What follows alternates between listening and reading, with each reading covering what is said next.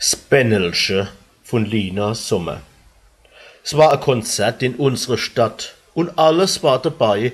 Eine ganz berühmte Sängerin, die kam jetzt an die Reihe.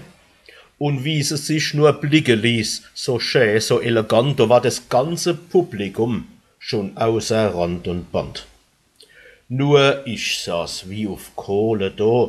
Ich sag euch gleich, warum, wieso. Ein Glätsche hat die Augen hat, wie sie halt jetzt modern. Ich lieg jetzt nicht, das Dekolleté, das seh ich sonst ganz gern. Da aber ist der ganze Staat, es war mir Angst und Bang, an so einem kleinen Bännelsche am Schulterblatt gehangen.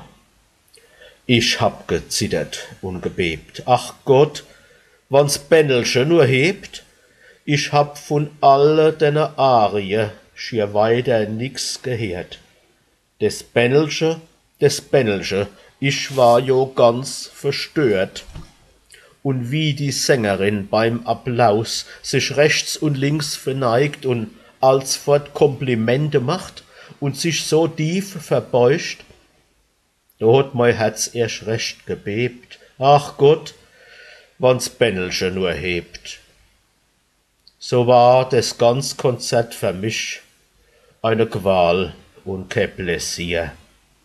Der helle Angstschweiß auf der Stirn bin ich hinaus zu dir. Doch damit aber nicht genug. Das Malheur hört noch nicht auf. Im Traum wacht schier gar jede Nacht mir die Erinnerung oft.